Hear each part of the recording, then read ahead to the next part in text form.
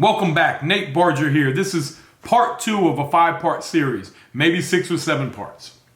So right now what we want to go over is first video. If you haven't watched that, go back and watch it. It's about cash flow. These are the 5 things that a lot of investors make that are huge mistakes that will keep you from scaling and growing and buying big, huge assets.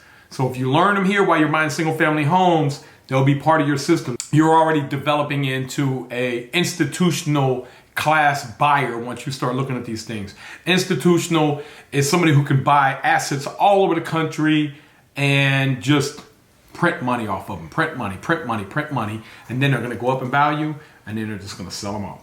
That's institutional. You're hands off. You're not driving around looking at them any days. And a lot of you guys that are doing buy and hold or even flipping right now, that's the goal, is passive income. So watch these videos. Don't forget to hit the like button and make sure you subscribe and ring the bell. Ding, ding, ding, ding, ding. So that we can notify you for all the new videos. The most important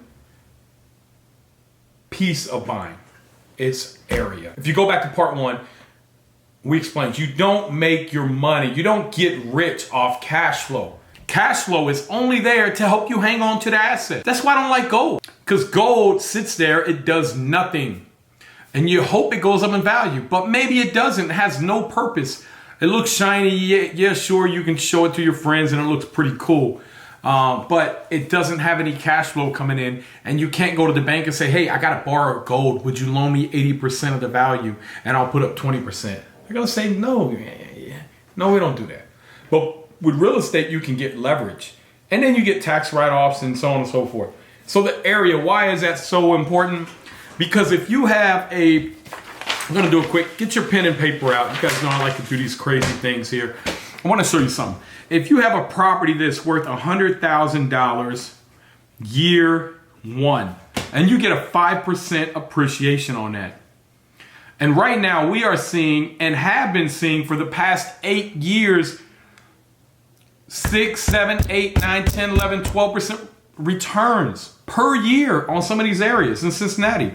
Some of them even 17 and 18% over the past 4 years. The reason is because of the area. We're gonna go into construction cost and why that's so important later.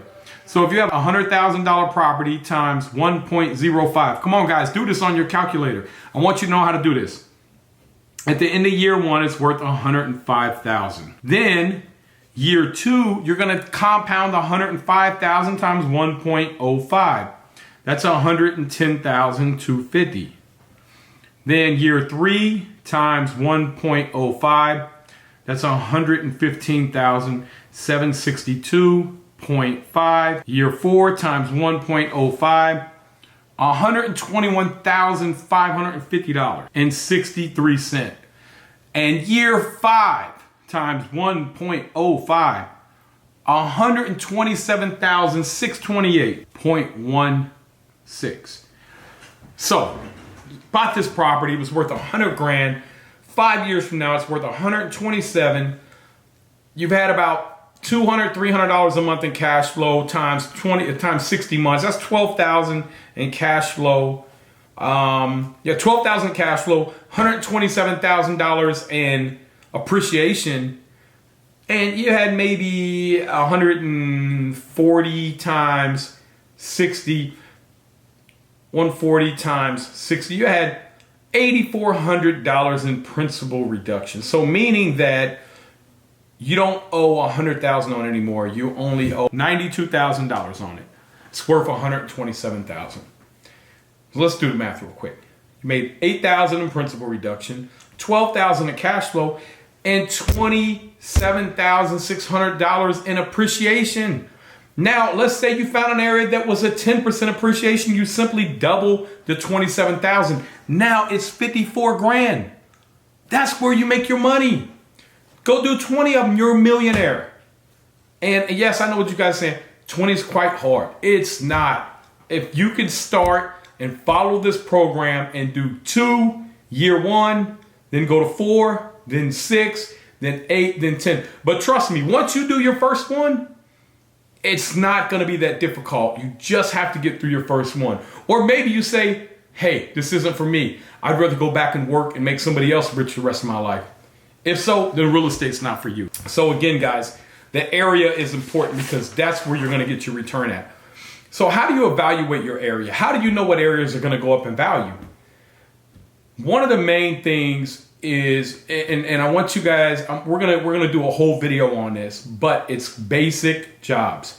I need you to wrap your brain around basic jobs. You have basic jobs, and they are what really drives the economy. Then you have non-basic jobs. They don't do much at all. Think about, here's what I like to tell people.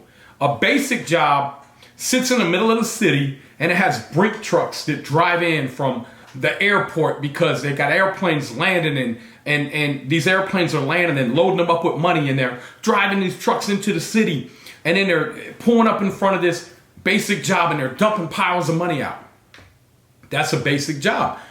You are bringing all this money into the community. People are then taking this money, they're going and spending it, and now the guy at the gas station needs a job, the guy that cuts grass needs a job, the guy that builds houses needs to build more houses. The guy that shovels snow for the city, now he needs a job. The city's expanding, we need more teachers. So for every house that's built, you create 3 permanent jobs. You got Home Depot down. I mean, we could go on and on and on, right? But this is the psychology behind institutional investors. These are the things that they look at. What is the cost to build in this area? So if the cost to build a 3-bedroom, 1,500 square foot house is $290,000 in this area, and there's a lot of building going up because there's a lot of basic jobs. Basic jobs have a 6 to 10 multiplier. So if you bring in 1,000 basic jobs, you're gonna have 6 to 10,000 other jobs that follow that. So here's what non-basic jobs are. Non-basic jobs, they just take the money from the gas station and they drive it around, and you give it to the guy at the gas station, he goes down there, he catches a cab, the guy at the cab, he goes and gets something to eat. It just moves money around. It's not bringing money into the community, it's spinning it around. Those are non-basic jobs. Don't get that confused, because you can have the gas station, if the gas station is buying the gas from an oil refinery in your community, then that oil refinery can be a basic job. But the service industry, those are non-basic jobs. They don't have multipliers on them. So if you buy around basic jobs, they're bringing in a ton of money. That's how big cities were always developed. People fled. Like my family, they came up from Kentucky in the 1940s because they wanted to come up to Hamilton and Cincinnati and work on a railroad because there were no jobs down there. It's the same thing. How did those cities build? Well, they had a railroad. Why did they have a railroad? Well, railroad was really service, even though it was a basic job, because they had to have a plant there to service. They would have never put a railroad in if there wasn't a plant. So they had Champion Paper, they had Fisher Body, they had Ford, they had all these different, you could just walk in there and get a job for making, I don't know how much back then, but it was probably a lot back then. So once you guys are trained and you know where the basic jobs are, you'll know where to buy. And then what I want you to do is I want you to look on a map, and I want you to start looking at prices. And you'll start seeing neighborhoods, and you'll have pricing. And then as you start to go out, you'll start to see pricing fall off. So you're getting farther away, you're getting probably more into the criminal element, or maybe, I mean, just not a whole lot of blue collar jobs left anymore. But you don't want to buy over here because the cash flow is not great and the upside is not as good. You want to buy one block over, because if you're in an expanding area where there's a lot of basic jobs, next year you will be that street that's getting renovated. Or you want to go through there and houses are selling for, $40,000, $50,000, but then the ones that people are totally renovating are selling for $250,000. That's that neighborhood you want to be in. That's where you truly make all the money at, renovating. So the area is huge. And when you understand that the only person that can come in and start taking your customers is when you have a lack of housing, is somebody that's going to come in and build. So it's vital that you understand your market, that you understand how much your construction costs are in this area. That's called equilibrium. In other words, if I can buy a 3-bedroom, 1,300 square foot, and I'm all in for $140, and the cost to build that is $225 a square foot, that's $300,000. That means that this is going to continue coming up, and this isn't going to stay at $300. It's going to continue to go up. But I'm going to be racing towards that because people can't necessarily afford 300,000.